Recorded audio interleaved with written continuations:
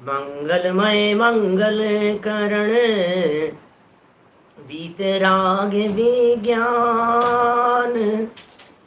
नमुताई जाते भये अरहंतादिमान।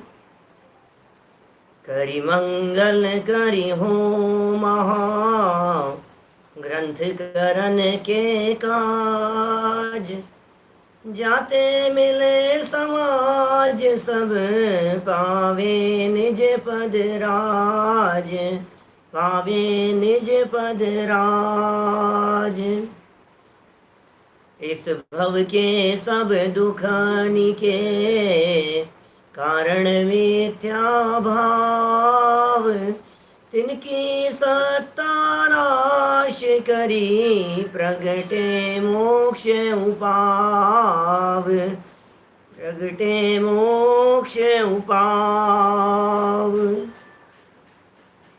मोक्ष मार्ग प्रकाशक नामक ये ग्रंथ है आचार्य कल्प पंडित प्रवर टोडरमल जी साहब की अनुपम रचना।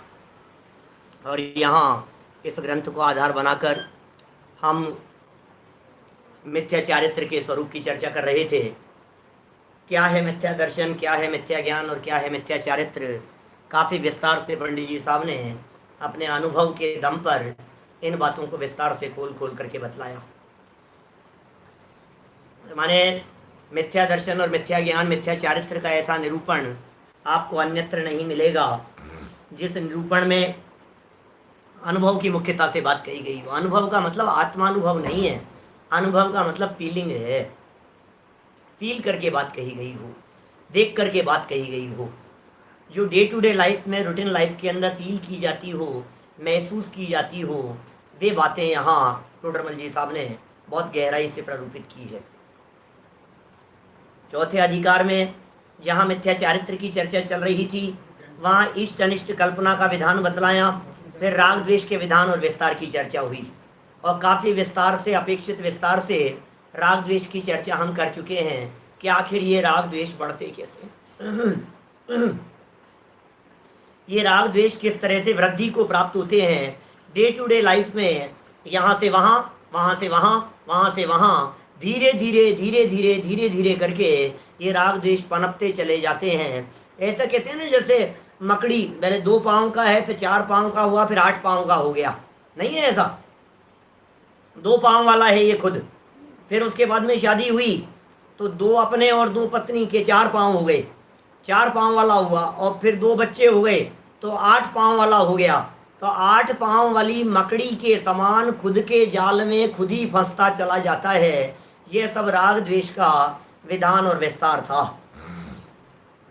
देखिए, इसी राग द्वेष और विधान विस्तार को टोडरमल जी थोड़ा सा और आगे बढ़ा रहे हैं और बात यह कह रहे हैं, आखिर ये राग बढ़ता क्यों है, ये राग क्यों बढ़ता चला जाता है, ये द्वेष क्यों पनपता चला जाता है। इसके पीछे कोई मूल कारण है क्या? इसके पीछे कोई ऐसा कारण है क्या जो शक्ति काम कर रही हो? मैं नहीं चाहता यार कुछ भी राग द्वेष करना। कभी कभी बोलते भी हैं हम ऐसा, आपको मालूम, आपके मुंह से भी कई बार निकला होगा, यार मुझे जबरदस्ती के राग द्वेष में नहीं उलझना। सब स्वाध्यायी लोगों की बात कर रहा हूं। कई बार आपकी जबान से ऐसे शब्द निकलते हैं, हमें नहीं उलझना यार व्यर्थ के राग द्वेष में, यार हमें बिना मतलब के राग द्वेष नहीं करना। तो तुम्हें नहीं करना तो फिर राग द्वेष होते क्यों हैं ये बतलाइए।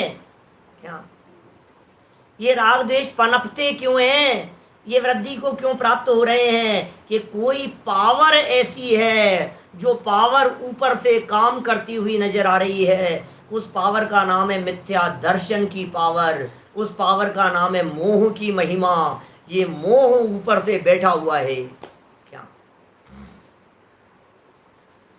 ख्याल में आ गई बात? देखिए पेज नंबर है 92, 92 नंबर पेज देखिए। टोडरमल जी की मूल पंक्तियों को पढ़ते हैं। शरीर आदि की बाह्य अवस्थाएं इष्ट अनिष्ट होना प्रयोजन भाषित नहीं होता, और प्रयोजन माने इष्ट अनिष्ट माने बिना रहा भी नहीं जाता। तो कारण क्या है? तो टोडरमल जी ने कहे चारित्रों का उदय है।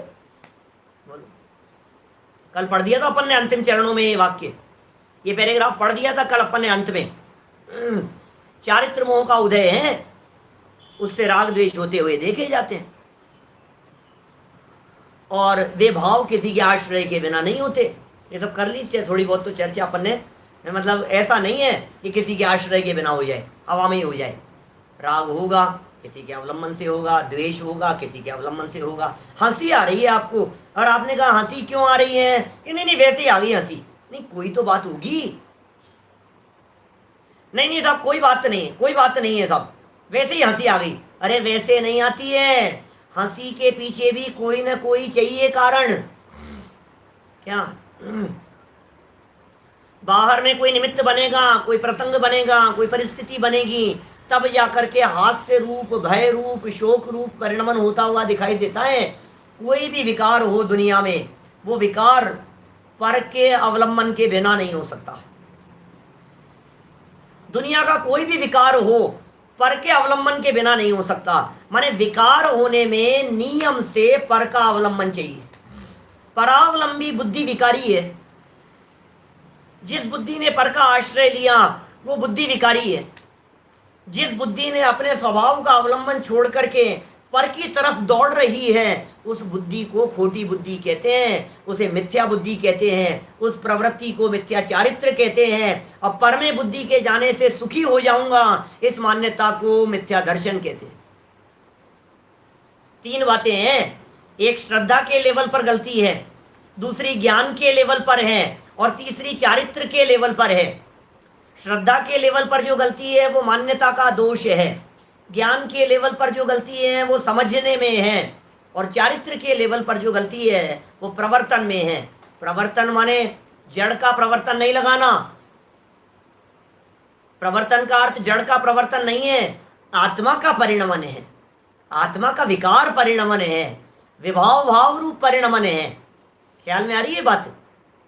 तो देखिए ये सब बातें कल यहाँ कह दी थी। और कई बार ऐसा भी हो जाता है कि कितने ही राग के मुख्य कारण, कितने ही द्वेष के मुख्य कारण, और किसी काल में कोई पदार्थ राग का कारण होता है, बदल करके थोड़ी देर बाद में द्वेष का कारण हो जाता है। वही परिस्थिति, वही घटना। क्या बच्चे के साथ में खेल रहे थे और खेलते खेलते बहुत मजा आ रहा था, हंस रहा था, खेल रहा था, और बच्चे ने कुछ चुटकी ली, कुछ किया, और अचानक गुस्सा आ गया और डांट दिया उसको। ये क्या हुआ बोलो विजय जी भाई साहब? ये सहज में हो जाता है ऐसा। जिस प्रसंग को देखकर अभी प्रसन्न हो रहा था, उसी प्रसंग को देखकर कभी क्रोध आ जाता है। मैं नहीं बतलाता हूं, मेरा प्रसिद्ध उदाहरण है इस तरह का। वो रोड में बच्चा जा रहा था अपने माता पिता के साथ में, एक को गुस्सा आता है, एक को डर होता है, एक को शोक होता है, कुछ लड़के देख रहे हैं उन्हें हंसी का परिणाम आ जाता है। ऐसा हो जाता है। ये क्यों हो गया, ये कैसे हो गया? बोले ऐसा ही है स्वरूप, कभी बिना कारण के भी हो जाता है। एक ही परिस्थिति में कभी राग होता है, वो राग बदल करके द्वेष में हो जाता है, द्वेष बदलता है वो राग में बदल जाता है, ऐसा हो जाता है। देखिए पेज नंबर 92 पर बीच में पैराग्राफ, यहां से बात को आगे बढ़ाऊंगा। यहां इतना जानना, प्रकरण पूरा करने की भावना है आज मेरी, है ना। फिर 2 पीरियड और हैं अपने, जिसमें मोह की महिमा खत्म करेंगे, फिर हमारे शिविर है, और प्रवचन समय जो है थोड़ा बदलेंगे, 10:15 करेंगे समय 10 दिन के लिए। देखिए यहाँ इतना जानना कि एक कार्य होने में अनेक कारण चाहिए। काम एक, अनेक कारण चाहिए। क्या बात कर रहे हो? ये टोडरमल जी का ये वाक्य है, बहुत सुंदर वाक्य है। एक कार्य होने में अनेक कारण चाहिए, इसका मतलब समझिए आप क्या कहना चाह रहे हैं। एक कार्य में अनेक कारण का मतलब क्या हुआ? एक कार्य में अनेक कारण का मतलब, कभी निमित्त कारण होता है, बाहर में मुख्य दिखाई देता है, कभी काल लब्धि मुख्य कारण दिखाई देती है, कभी पुरुषार्थ मुख्य कारण दिखाई देता है, कभी भवितव्यता मुख्य कारण दिखाई देती है, कभी कुछ नहीं दिखता है तो स्वभाव मुख्य कारण दिखाई। 5 समवाय है ना कार्य के होने में, तो 5 होते हैं, स्वभाव, पुरुषार्थ, निमित्त, होनार और काल लब्धि, 5 होते हैं कोई भी कार्य होगा तो। अब 5 में से कभी कोई और कभी कोई मुख्य होते तो अनेक हैं, और निमित्त भी अनेक होते हैं। एक कार्य होने में अनेक कारण चाहिए, अनेक कारण चाहिए। क्या कह रहे हैं टोडरमल जी? एक काम के होने में कई कारण चाहिए कि हाँ, जब ये कई कारण कह रहे हैं तो उस समय उनको 5 समवाय रूप कारण समझना चाहिए। तो रागाधिक होने में अंतरंग कारण मोह का उदय है और वह बलवान है। बलवान कारण कौन है? राग के होने में पावरफुल कारण कौन है? राग के होने में असली कौन था? बोलो। मोह का उदय। मोह का उदय है तो वह बलवान कारण है, और बाह्य कारण पदार्थ है वह बलवान नहीं है। क्या गजब की बात कह रहे हैं टोडरमल जी। सच में ये लाइनें ऐसी हैं, इन लाइनों के ऊपर घंटों चर्चा की जा सकती है, और मैंने की है पहले प्रवचनों में। जब पहले इन विषयों के ऊपर पूरे आद्योपांत प्रवचन हुए हैं तो मैंने इन लाइनों के ऊपर कई कई दिनों तक चर्चा की है। जो प्रकरण मैं यहाँ एक दिन में चलाता हूं, उस प्रकरण के ऊपर 4-4 प्रवचन है पुराने किए हुए। चौथी बार चल रहा है अभी तो, और पुराने भी रिकॉर्ड हैं सारे। देखिए क्या कह रहे हैं यहाँ। ये कह रहे हैं गहराई से विचार करो आप इस चीज के बारे में, कितना गजब की बात कह दी है। बाह्य कारण पदार्थ हैं वो बलवान नहीं है। इसका मतलब बाहरी कारण को होने पर कभी कषाय हो, कभी नहीं हो, कभी बाहरी कारण मिलने पर तीव्र कषाय हो, कभी बाहरी कारण मिलने पर मंद कषाय हो, कभी बाहरी कारण मिलने पर अन्यथा प्रवर्तन हो। कारण मिलता हुआ दिखाई दे रहा है राग का, और प्रवर्तन हो रहा है द्वेष का। कारण मिलता हुआ दिखाई दे रहा है द्वेष का, और प्रवर्तन कर रहा है राग का। समझ में आ रही है बात आपको? इसका मतलब बाहरी जो कारण दिखाई दे रहा है वो कारण बलवान कारण नहीं है। ये कह रहे हैं टोडरमल जी यहां, और उदाहरण दे दिए, 2 गजब के उदाहरण दिए। देखो, महामुनियों को, मुनिराज हैं, मोह मंद होने से बाह्य पदार्थों का निमित्त होने पर भी राग द्वेष उत्पन्न नहीं होते। ओहो, महामुनिराज हैं, बाह्य पदार्थों का निमित्त है और राग द्वेष उत्पन्न नहीं होते। एक उदाहरण दिया महामुनिराजों का, और दूसरा उदाहरण दिया पापी जीवों का। अब महामुनिराजों के ऊपर लगा करके देखो, दोनों प्रकार के प्रसंग बन रहे हैं। राग के कारण भी तलाशो और द्वेष के कारण भी तलाशो महामुनिराज के लिए। पार्श्वनाथ मुनिराज ध्यान अवस्था के अंदर बैठे हुए हैं। अब उनके जो कारण दिखाई दे रहे हैं बतलाइए। मुनिराज पार्श्वनाथ ध्यान अवस्था में मग्न है, पत्थर बरस रहे हैं, ओले बरस रहे हैं कमठ के माध्यम से। देव था वो तो, कमठ तो उसके 10 भाव पहले का नाम था। तो अब हमें ये पूछना है कि ये कारण जो दिखाई दे रहे हैं ये राग का कारण है या द्वेष का कारण है? बोले कारण तो, निमित्त कारण तो द्वेष का दिखाई दे रहा है। तो राग द्वेष कितना किया, द्वेष कितना किया? बोले बिल्कुल नहीं किया, क्योंकि अंदर में मोह नहीं है, मोह परिणाम नहीं है। बलवान कारण तो मोह था, मोह नहीं है। गज कुमार मुनिराज है, माथे पर सिगड़ी जल रही है। यशोधर मुनिराज है मान लीजिए आप, अब वो यशोधर मुनिराज गले में मरा हुआ सर्प डला हुआ है। सुकौशल मुनिराज है और बाघ खा रहा है उनको। अब ये सारे जो प्रसंग बन रहे हैं, ये प्रसंग तो ऐसे बन रहे हैं जिनमें गुस्सा आए। ये प्रसंग ऐसे बन रहे हैं जिन प्रसंगों में द्वेष बने, लेकिन द्वेष नहीं कर रहा है क्योंकि वो बलवान कारण नहीं है। बलवान कारण मोह का उदय है। अभी उन्हीं मुनिराजों की जीवन में दूसरे प्रकार से लगाओ, राग की तरफ से लगाओ बात, तो कैसी लगाएंगे बतलाइए। जब राग की तरफ से बात लगाएंगे तो उन्हीं मुनिराजों के द्वारा किसी राजा के यहाँ, महाराजा के यहाँ, सेठ के यहाँ, उसके महल में भोजन करने की आहारचर्या की योग बन गया। तो निमित्त तो राग के दिखाई दे रहे हैं, राग के निमित्त दिखाई दे रहे हैं, अब रागी नहीं हो रहे। महलों में दिखाई दे रहे हैं, और वहां देखिए आप, सब दिखाई दे रहे हैं। वहां पर सुंदर सुंदर रानियां दिखाई दे रही है, सोने चांदी के आभूषण दिखाई दे रहे हैं, सोने चांदी के सब चीजें दिखाई दे रही है। वहां वो लगे हुए हैं, आसन लगे हुए हैं, सिंहासन लगे हुए हैं, सोने चांदी के बर्तन हैं उनके पास में जिनमें से वे परोस रहे हैं। तो अब मुझे ये बतलाइए, इन सबको देख करके उन्हें राग नहीं हो रहा क्योंकि मोह बलवान नहीं है। निमित्त तो राग के, निमित्त द्वेष के दिखाई देते हैं बहुत सारे। जंगल में बैठे हुए हैं मुनिराज, और जंगल में बैठे हुए वातावरण दिखाई दे रहा है प्रतिकूल। अब वो प्रतिकूल वातावरण दिखाई देते हुए भी चूंकि द्वेष के निमित्त नहीं है, बाहर में द्वेष के निमित्त होने पर भी अंदर में मोह का निमित्त नहीं है, इसलिए द्वेष नहीं हो रहा है।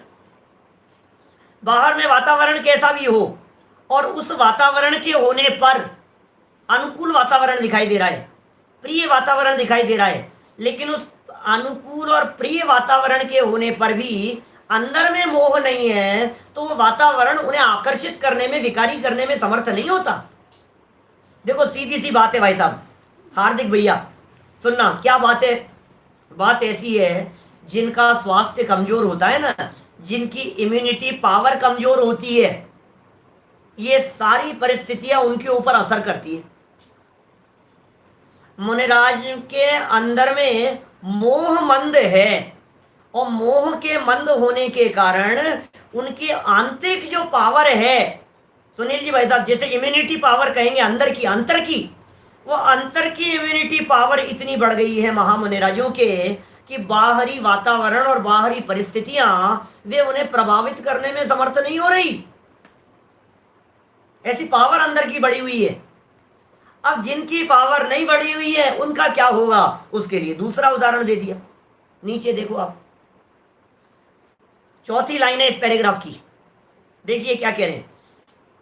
पापी जीवों को मोह तीव्र होने से बाह्य कारण न होने पर भी, बाह्य कारण नहीं हुए ऐसा होने पर भी उनके संकल्प ही से राग द्वेष होते हैं। लो, कमजोर आदमी है, मन मन में विचार करता रहता है, राग द्वेष पनपते रहते हैं। कैसी स्थिति है? माने इस तरह की बातें कह रहे हैं, अंदर में तेरे जो राग द्वेष जो बढ़ रहे हैं, उन राग द्वेष के बढ़ने में तेरे अंदर की पावर की कमी है। पर द्रव्य तुझे जबरन विकारी नहीं करा रहा है, पर पदार्थ तुझे राग उत्पन्न नहीं कर रहे हैं। सुंदर कन्याएं, सुंदर स्त्रियां, सुंदर महल मकान, नाचते हुए ये मोर, पिकॉक दिखाई दे रहे हैं, मौसम बहुत अच्छा हो रहा है, नाच रहे हैं। हमारे आसपास में बहुत सारे पिकॉक हैं, हमारे यहाँ छत पर आ जाते हैं, घर पर बालकनी में आ जाते हैं। 25-30 मोर हैं यहाँ पर बगल में पिकॉक, और नाचते रहते हैं। मौसम अच्छा होता है तो देखते हैं हम उनको। तो अब बताओ, वो चित्त को आकर्षित करता है कि नहीं करता है? अरे बहुत कितना सुंदर लग रहा है, क्या मौसम कितना अच्छा, और देखो देखो कैसे नाच रहा है, देखो कैसे अच्छा लग रहा है। कि भाई तेरी पावर बढ़ा, पर द्रव्य राग नहीं करा रहे हैं, अंदर में मोह का उदय है, इसलिए राग हो रहा है। पावर यहां बढ़ाने की जरूरत है। देखो, यदि पर को कारण मान लिया जाए तो समस्या फिर सारी पर के कंट्रोल में चली जाएगी। क्या सारी की सारी चीज जो है वो पर के कंट्रोल में चले जाएगी, और जो पर के कंट्रोल में चले गई वहां महाअनर्थ हो गया। फिर तो मुक्ति नहीं हो पाएगा, फिर तो जीवन में मोक्ष मार्ग ही प्रकट नहीं हो पाएगा, क्योंकि हमने कंट्रोलिंग पावर पर के हाथ में दी। मैं क्या करूं साहब, उन्होंने मेरे को गाली दी इसलिए गुस्सा आ गया। अरे सुनो, गाली देने पर भी महामुनिराजों को गुस्सा नहीं आता क्या? और अनुकूल चलते हुए भी पापियों को क्रोध अधिक आ जाते हैं। क्या हालत है? बेचारा नौकर आगे पीछे घूमता हो, कहे अनुसार चलता हो, तो भी पता नहीं क्या होता है, अंदर में ऐसा क्रोध का उदय आता है कि डांट देता है, फटकार देता है, ऐसा ऐसा हो जाता है। दादा नहीं सुनाते हैं अहिंसा के प्रवचन में, दादा की बहुत प्रसिद्ध बातें हैं इस तरह की, कि मास्टर जी घर पे पत्नी से लड़ करके आए, अब वहां तो चली नहीं कुछ भी, और स्कूल में आकर के बच्चों के ऊपर झगड़ा वो निकालते हैं गुस्सा, और बच्चे को उठा करके बिना ही कारण अकारण में मारना पीटना शुरू कर देते हैं। ये क्या हुआ? माने कुल मिलाकर के बात यह है कि अंदर में जब उदय तीव्र होता है तो बाहर में अच्छा लगने वाले के ऊपर भी क्रोध अधिक करके बरसता है, ऐसा देखा जाता है। ये टोडरमल जी साहब का ये कहना है। यहाँ चलिए यहाँ पढ़ता हूं, देखिए बात क्या है। चौथी लाइन में, पापी जीवों को मोह तीव्र होने से बाह्य कारण न मिलने पर भी, बाह्य कारण नहीं मिले, किसी तरह का कारण नहीं मिला, राग का कारण नहीं मिला, द्वेष का कारण नहीं मिला, क्या ऐसे कारण न होने पर भी उनके संकल्प ही से राग द्वेष होते हैं। संकल्प है, बस मन में ही संकल्प कर लिया उसने, कारण तो नहीं मिले बाहर में कुछ भी, लेकिन मन में ही सोच लिया, लगता है ये उससे मिला हुआ है, अब उसके प्रति द्वेष चालू हो गया, लगता है ये मेरे अनुकूल नहीं है। अब मन में सोच लिया इसने, किसी व्यक्ति के बारे में ये व्यक्ति खुद धारणा बना लेता है, और ये धारणा ज्ञान बहुत खतरनाक है, मालूम है आपको। ये जो कमठ का जीव 10 भाव पहले वाला कमठ पार्श्वनाथ स्वामी के ऊपर उपसर्ग कर रहा है, 10 भाव से जो बैर बांधे हुए है, ये सारा झगड़ा धारणा का है। सारी प्रॉब्लम धारणा की वजह से हो रही है। धारणा सुधारो, आप सब सुधर जाएगा। धारणा ज्ञान बहुत खतरनाक है। देखो, धारणा अच्छी भी हो सकती है, धारणा खराब भी हो सकती है। क्या सुरेश जी भाई साहब, हमारी धारणा संस्था के प्रति कैसी है? हमारी धारणा मंदिर के प्रति कैसी है? पद्मपुकुर मंदिर के प्रति कैसी है? हमारी धारणा वहां आने वाले लोगों के प्रति कैसी है? हमारी धारणा ट्रस्ट के प्रति किस प्रकार की है? जैसी आपकी धारणा होगी, उस धारणा के अनुसार आपको वो दिखने लग जाएगा। अब ये धारणा यदि सही दिशा में हो तो आपका ये धारणा ज्ञान पर भाव में जाति स्मरण रूप से फलित होकर के सम्यक दर्शन का कारण बन जाता है, ये धारणा ज्ञान। और यदि ये धारणा ज्ञान विपरीत दिशा में हो, गलत दिशा में हो, तो आपकी ये धारणा जन्म जन्मांतरों में बैर धारण करके तीव्र कर्म बंधन का कारण बनता है। ऐसी स्थिति है। तो संकल्प ही से राग द्वेष होते हैं। संकल्प मतलब समझ गए ना? संकल्प मतलब दिमाग में सोच रहा है, दिमाग का फितूर है, इसका नाम है संकल्प। उल्लास भाई, धारणा महत्व की है, लेकिन धारणा सही दिशा, बस धारणा में यदि हूं परमात्मा छू, ये धारणा में चला गया तो समझ लो काम हो गया। धारणा में क्या चीज जाए योगेश भाई? धारणा में क्या चीज जानी चाहिए और धारणा में क्या जाता है? जो चीज बार बार बार बार बार बार बार बार बार बार चोट जिसके ऊपर पड़ती है, वो चीज धारणा में चली जाती है। बार बार में जो चीज उपयोग का विषय बनती है, वो अंदर में स्मृति पटल के ऊपर पक्की हो जाती है, वो धारणा में चली जाती है।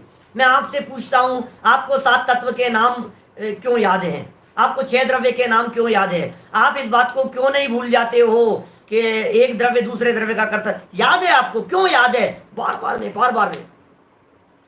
पिछले 20 साल से, 25 साल से। अब ये बात इतनी गाढ़ी अंदर में बैठ गई, पर द्रव्य मुझे सुखी दुखी करने में समर्थ नहीं है, तो फिर समझ लीजिए आप, ये धारणा ज्ञान वर्तमान में काम नहीं भी हो। बहुत सारे लोग डरते हैं। मैं क्या बताऊं आपको, इतने लोग मिलते हैं समाज में, दुनिया भर में लोग जो इस तरह की बातें कहते रहते हैं। पंडित जी क्या बताएं आपको, काम नहीं हो रहा है। पंडित जी क्या बताएं आपको, सम्यक दर्शन नहीं हो रहा है। पंडित जी क्या बताएं, फिर तो सब छूट जाएगा ना। हमारे धन कुमार जी साहब सूरत वाले, कितने लोग मतलब, अरे संजीव बाबू क्या बताऊं मैं, ये काम नहीं हुआ तो क्या होगा। वीरेश जी ध्यान है आपको, कैसी बातें कहते थे वे। माने ऐसा लगता है यार ये जीवन पूरा हो रहा है यार, सम्यक दर्शन नहीं हुआ यार, अब क्या होगा बतलाओ मेरे को।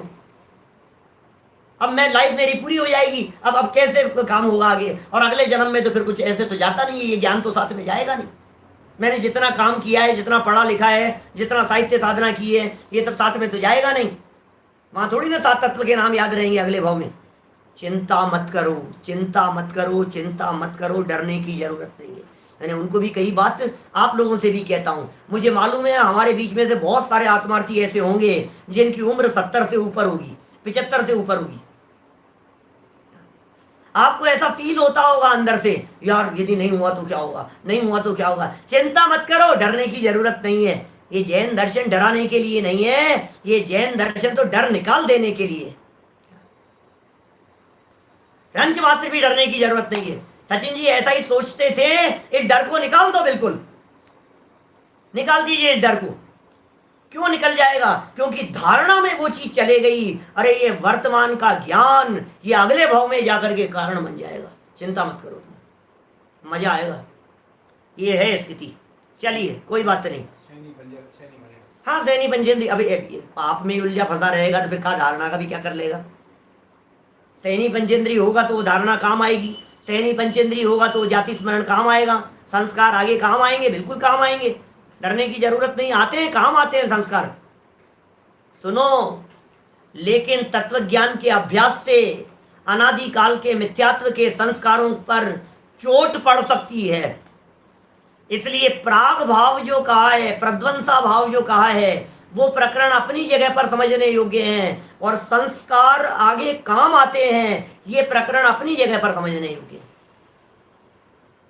यहाँ जो बात कह रहे हैं, ये बात क्या कह रहे हैं? देखिए, मोह का उदय होने से रागादिक होते हैं, बस। वहां जिस बाह्य पदार्थ के आश्रय से राग होना हो, अब गजब की बात है, कैसा उलट पुलट करके बात करते हैं टोडरमल जी साहब। जिस बाह्य पदार्थ के आश्रय से, आश्रय किया बाह्य पदार्थ का और राग होना हो, उसमें बिना ही प्रयोजन अथवा कुछ प्रयोजन सहित इष्ट बुद्धि होती है, मोह का उदय हावी है। तथा जिस पदार्थ के आश्रय से द्वेष होना हो, इस चीज के आश्रय से द्वेष होना हो, अभी भवितव्य को मुख्य कर रहे हैं, यहाँ पर होना हो, होनार को मुख्य कर रहे हैं। ऊपर मोह के उदय में निमित्त को मुख्य किया, माने यदि आप बारीकी से पंक्तियों को नहीं देखेंगे तो टोडरमल जी के मर्म को नहीं पकड़ पाएंगे। ऊपर जो टोडरमल जी साहब ने कहा मोह बलवान कारण है, ऐसा कह दिया, तो मोह का उदय तीव्र है। अभी यहां ये कह रहे हैं बिना ही प्रयोजन, कुछ प्रयोजन सहित इष्ट बुद्धि होती है जहां राग होना हो। अब होना हो मतलब होनार ऐसी है, होनार मुख्य है।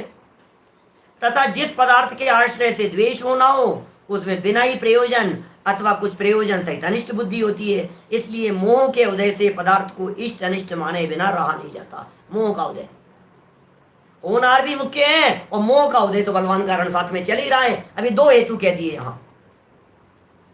और होना हो तब यदि ऐसी बात कहें तो काल लब्धि वहां आ जाएगी। निमित्त पर पदार्थ भी है, पर का अवलंबन लिया तो ये पर पदार्थ निमित्त हो गया।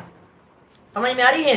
होने की योग्यता जीव की थी, ये स्वभाव है उसका, क्योंकि विकार भाव परिणमन करने की योग्यता तो जीव में है, तो स्वभाव भी है, निमित्त भी है, होनार भी है, काल लब्धि भी है, भवितव्य भी है।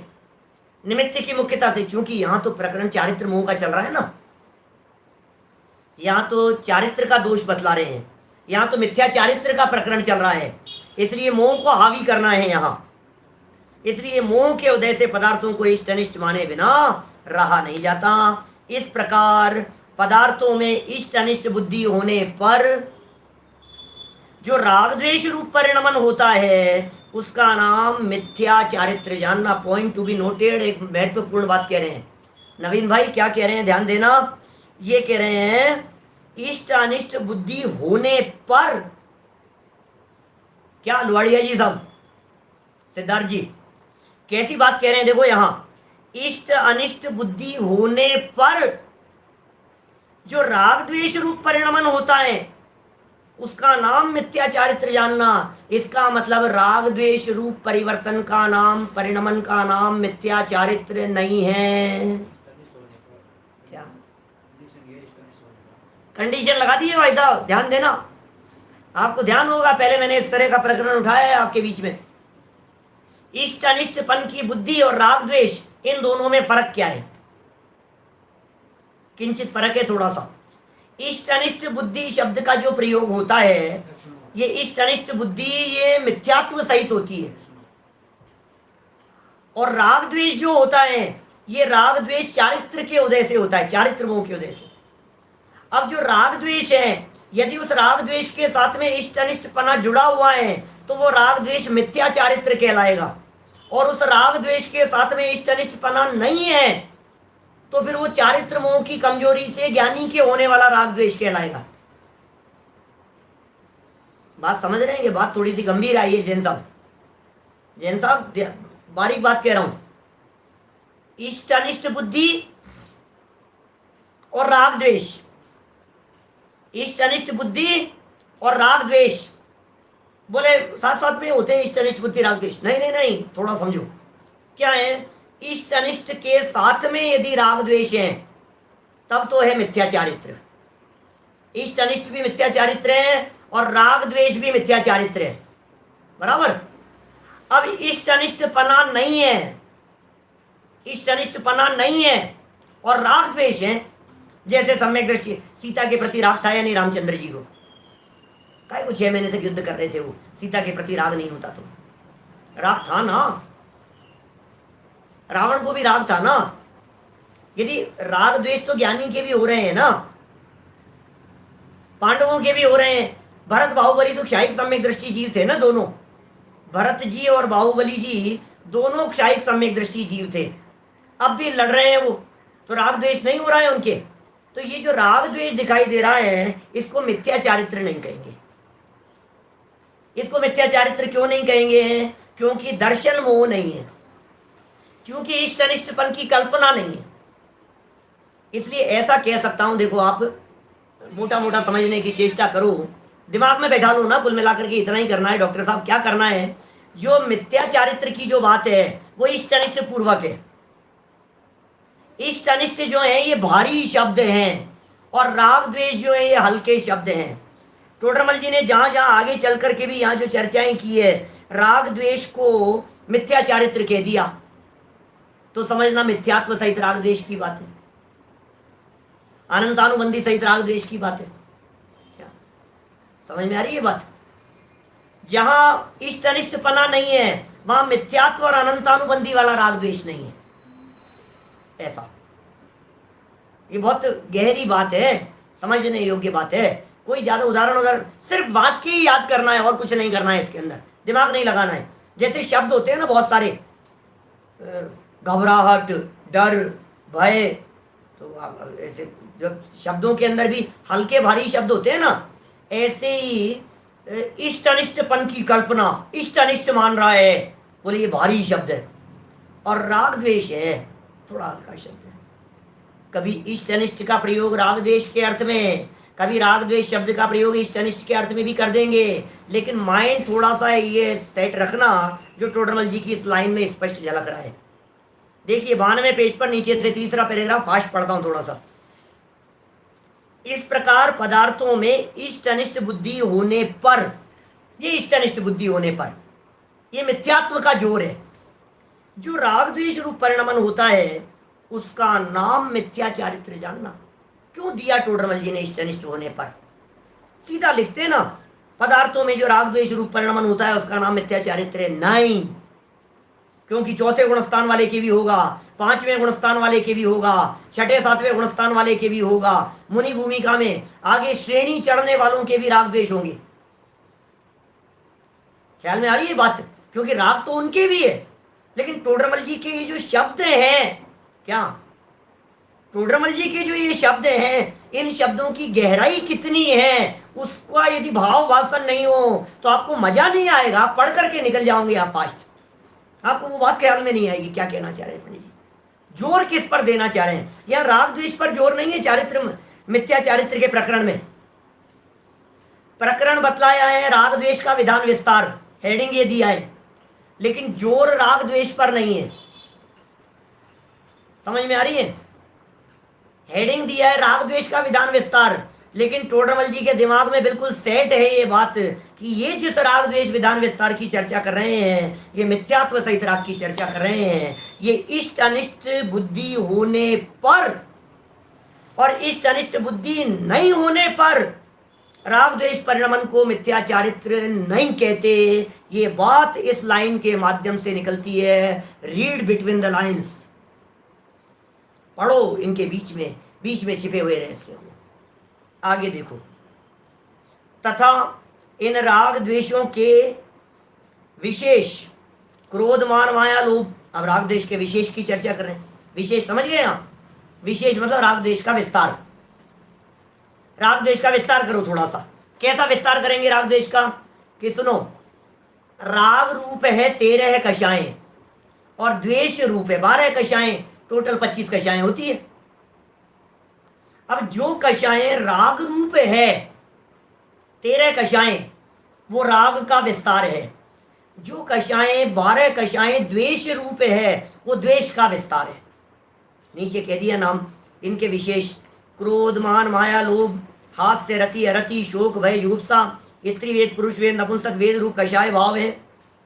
वे सब इस मिथ्या चारित्र के भेद जानना, इसका वर्णन पहले किया ही है।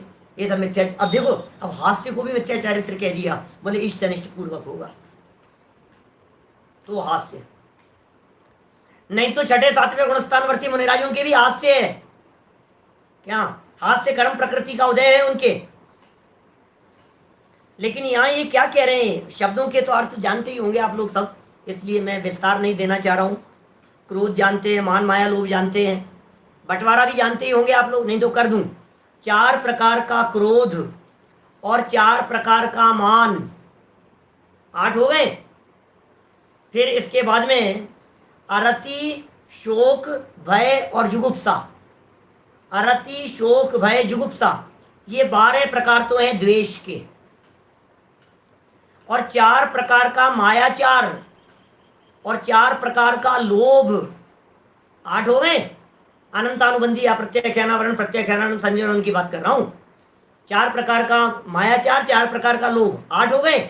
फिर हास्य, रति और स्त्री वेद, पुरुष वेद, नपुंसक वेद, 5 ये। तो ये 13 प्रकार है राग रूप कषाएं। बोले इन सबको, चूंकि ये मिथ्यात्व के साथ में है, इन सबको मिथ्या चारित्र के भेद जानना। वर्णन पहले 38 नंबर और 52 नंबर पेज पर चारित्रों की चर्चा करते हुए किया जा चुका है। विस्तार दिया था, वहां एक एक को समझाया था। हास्य क्या होता है, रति क्या होता है, अरति की परिभाषा क्या होती है, शोक और भय में क्या अंतर है, ये सब पीछे की जा चुकी है चर्चाएं। विशेष जानना हो वो प्रकरण पढ़ करके देख लेना। समझ में नहीं आए तो पिछले प्रवचनों को सुना। बहुत सारे साथी ऐसे भी होंगे जो बाद में जुड़े हैं, मैं उनसे कहना चाहता हूं, आप नया रूटीन का प्रवचन तो सुन ही रहे हैं, लेकिन आप पुराने प्रवचनों को सिस्टमेटिक एक एक करके लाइन टू लाइन सुनिए तो विषय क्लियर होंगे आपको। तथा इस मिथ्या चारित्र में, अब लाइनें इतनी गजब गजब की है, इनकी इसकी गहराई बतलाता हूं आपको। ये जो लाइन पढ़ रहा हूं मैं, इस मिथ्या चारित्र में स्वरूपाचरण चारित्र का अभाव है। बहुत गहरी लाइन है भाई साहब। इस लाइन की यदि मैं थोड़ी सी गहराई आपको बतलाऊं, सच कह रहा हूं, आपका दिल प्रसन्न हो जाएगा, आत्मार्थी लोगों का, मुमुक्षु लोगों का। क्या कह रहे हैं? मिथ्या चारित्र में स्वरूपाचरण चारित्र का अभाव है। इसका मतलब जहां मिथ्या चारित्र नहीं होता वहां स्वरूपाचरण चारित्र होता है। ख्याल में आ गई क्या बात? जितेंद्र जी समझ में आ गई क्या बात? क्या कह रहे हैं? मिथ्या चारित्र में स्वरूपाचरण चारित्र का अभाव है। इसका मतलब जहां मिथ्या चारित्र नहीं होता वहां स्वरूपाचरण चारित्र होता है। चौथे गुणस्थान वर्ती के स्वरूपाचरण चारित्र सिद्ध हो रहा है। कौन से चारित्र की बात कर रहे हैं? प्रवृत्ति वाले चारित्र की बात नहीं कर रहे हैं, देहाश्रित चारित्र की बात नहीं कर रहे हैं, व्रत उपवास आदि वाले चारित्र की बात नहीं कर रहे हैं। क्या यहां जो चारित्र की बात, स्वरूपे चरणम चारित्रम, प्रवचन सार में लिखा, स्वरूपे चरणम, स्वरूप में चरण, स्वरूप में लीनता, स्वरूप का आश्रय, आत्म स्वभाव का अवलंबन, बोले ये चारित्र है। ख्याल में आ गई बात? इस मिथ्या चारित्र में स्वरूपाचरण चारित्र का अभाव है, इसलिए इसका नाम अचारित्र भी का है। अब टोडरमल जी इनके नामांतर बतला रहे हैं, पर्यायवाची बतला रहे हैं। स्वरूपाचरण चारित्र चौथे गुणस्थान से लेकर 5वें, 6ठे, 7वें, 8वें सब गुणस्थानों के अंदर स्वरूपाचरण चारित्र है। ठीक है ना? कोई स्वरूप में चरण जहां है बस उसका नाम स्वरूपाचरण चारित्र है। और फिर विस्तार तो बहुत किया जा सकता है, क्योंकि चारित्र मोहनी कर्म की प्रकृतियां हैं। जितना अभाव हुआ अनंतानुबंधी का, उतने चारित्र का सद्भाव गर्भित रूप से मानना चाहिए। मैं तो इस प्रकरण को इतना समझा सकता हूं उदाहरण दे दे करके, आप सोचिए जरा। दिख नहीं रहा है चौथे गुणस्थान वाले का चारित्र, लगेंगे 2-4 मिनट लगेंगे, कोई बात नहीं, 2-4 मिनट एक्स्ट्रा भी ले सकता हूं, इतना तो अधिकार है मेरे को। सुनो, जिन लोगों को ये लगता है चौथे गुणस्थान में चारित्र नहीं है, चौथे गुणस्थान में चारित्र नहीं है, अरे चौथे गुणस्थान में चारित्र प्रकट हो गया है, प्रदर्शित नहीं हुआ है। क्या कहा? प्रकट हो गया है, प्रदर्शित नहीं हुआ है, प्रदर्शन बाद में होगा। छोटा सा एग्जांपल देता हूं, आधे मिनट में आपको बात क्लियर हो जाएगी। हमने जमीन में कोई एक बीज बोया, बराबर? एक बीज था, गेहूं था, चना था, कुछ भी था। हमने जमीन में 4 इंच नीचे उसे बो दिया, ठीक है? अब 4 इंच नीचे बो देने पर अब वो नीचे जो बीज था वो अंकुरित हो गया। अंकुरित होने के बाद में फूट पड़ा हो, अब उसमें से निकलने भी लगा। कितना? 3 इंच अंदर तक निकला। बोलो दिखाई दे रहा है क्या आपको? अभी जमीन के अंदर है। 4 इंच नीचे आपने बीज बोया था, जहां बीज बोया था वहां से लेकर के 3 इंच तक वो वृद्धि को प्राप्त हो गया। बीज प्रस्फुटित होना ये चारित्र्य है क्या? और जो वो बढ़ रहा है ये चारित्र्य की वृद्धि हो रही है। लेकिन जब तक वो जमीन के लेवल से ऊपर नहीं आएगा तब तक दिखाई नहीं देगा क्या? तो जब तक वो प्रवृत्ति नहीं होती है पंचम गुण स्थान के बिना, तब तक दिखाई नहीं देता है। अब वो जमीन से बाहर निकल गया तो थोड़ा सा लाइफ में दिखने लग गया। कैसा दिखने लग गया?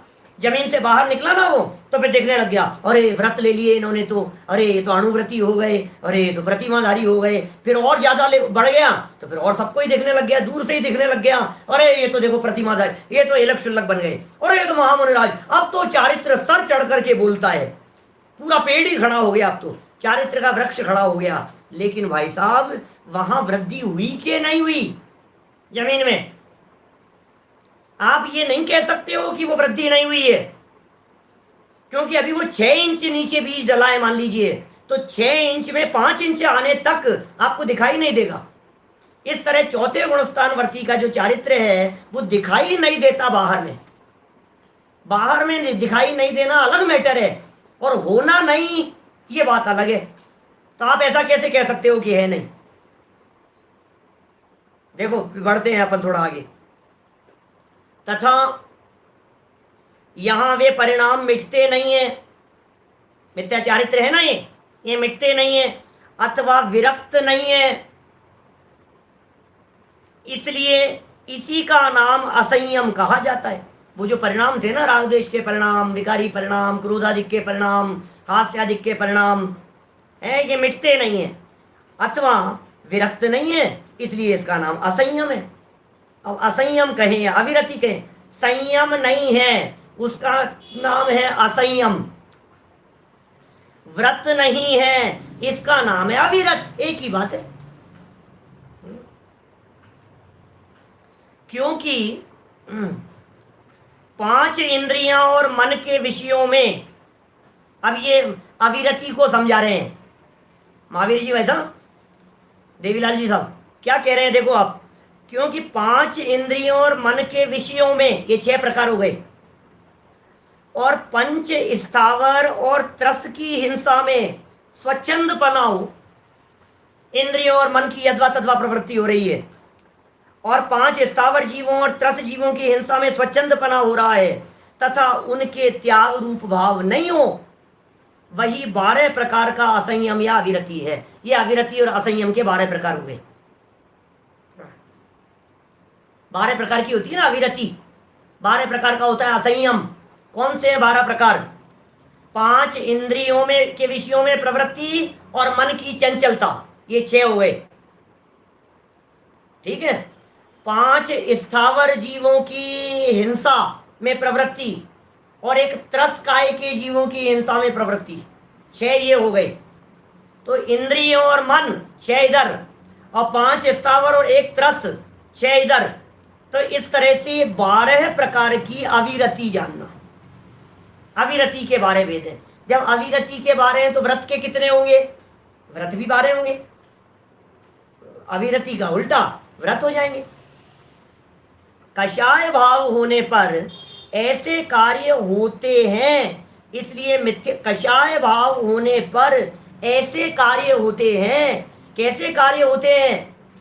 कैसे कार्य होते हैं मतलब क्या कहना है यहाँ?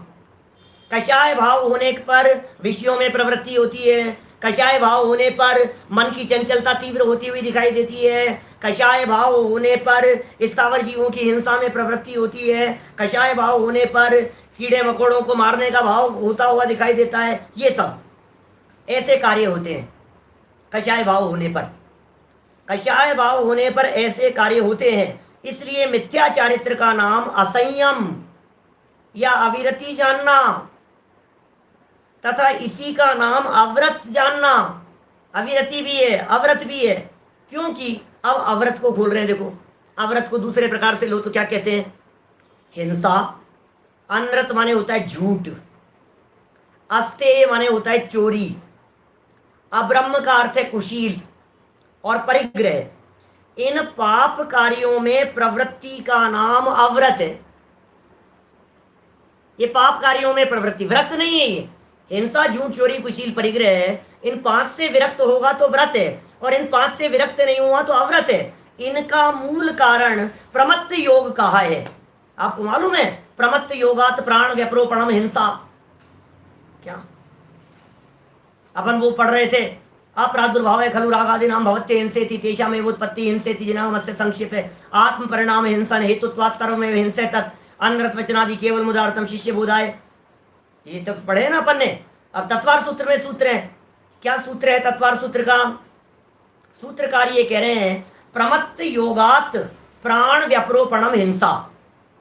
ये हिंसा की परिभाषा दी, प्रमाद के योग से प्राणों का हरण, वो हिंसा कहलाता है।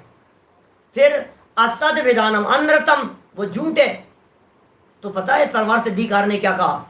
राजवार्तिक सरवार सिद्धि ग्रंथों में ऐसे में क्या कहते हैं? वो कहते हैं प्रमत्त योग पद का प्रयोग झूठ के साथ में, चोरी के साथ में, कुशील के साथ में, परिग्रह के साथ में, सबके साथ में लगाओ, माने मूल में प्रमाद। टोडरमल जी का वाक्य याद है कि नहीं आपको?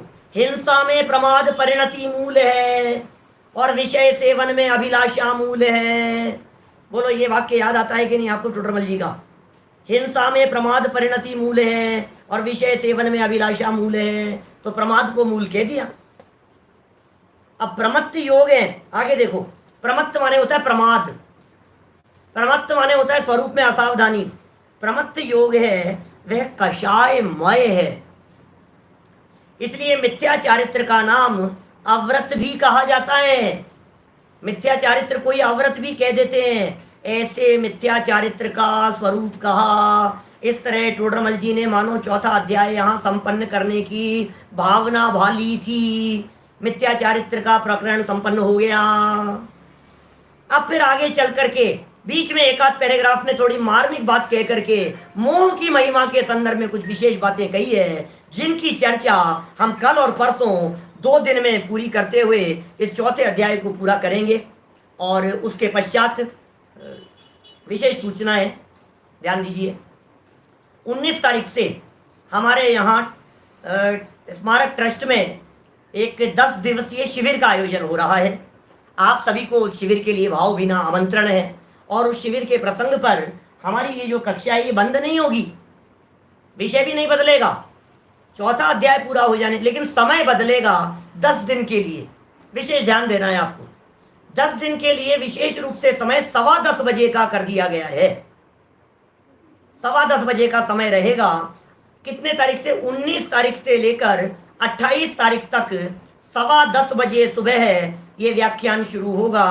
विषय यही चलेगा, आगे चलेगा, आगे बढ़ेंगे। यदि आपको वो समय सूट नहीं करता हो तो आप 1 दिन का गैप देकर अगले दिन सुबह 9:20 पर पहले 10:15 बजे किए गए प्रवचन को 9:20 पे सुन लीजिए। रिकॉर्डेड तो सब रहते ही है ना। विशेष आयोजन है, विशेष प्रकार की गोष्ठियों का आयोजन है, विशिष्ट विद्वानों के व्याख्यानों का आयोजन है, सब प्रकार से इस तरह का चलेगा। सुबह जो प्रवचन 9 बजे के आसपास है वो दादा के प्रवचन का समय रहेगा, इसलिए उस समय को छोड़कर अपन आगे प्रवचन लेंगे। दिन भर और भी गोष्ठियाँ, मोक्ष मार्ग प्रकाशक के ऊपर विशेष प्रकार की गोष्ठियाँ, ये सब चलेगी 19 तारीख से। तो 2 दिन में अपन ये चौथा पूरा कर देंगे और फिर 19 तारीख से अपन छठे अध्याय से बात को शुरू करेंगे। ये विशेष ध्यान देना है। कल और परसों 2 दिन फिर कहूँगा इन्हीं बातों के संदर्भ में, जिससे किसी तरह का कोई कंफ्यूजन न होवे। अपना यहीं चलेगा एज इट इज, इसी समय पर, मतलब 10:15 बजे इसी चैनल पर आप यहीं आप लाभ लेते रहें। जैसे बैठते हैं उसी तरह से बैठें। और शाम का प्रवचन भी एज इट इज रहेगा, कोई दिक्कत नहीं है उसमें भी। संजय जी वैसे बराबर, शाम को तो वही प्रकरण वही समय, शाम का समय नहीं बदलेगा, 8 बजे का ही समय रहेगा। तो लाभ लेते रहें। जय जय। निज निधि निज में बताई यह अनंत उपकार है, उसके लिए जिन वाणी माँ को वंदना शतबार है, वंदना शतबार है। और विशेष प्रोग्राम की जो डिटेल होगी हम बतला देंगे कल आपको 9 बाणों का।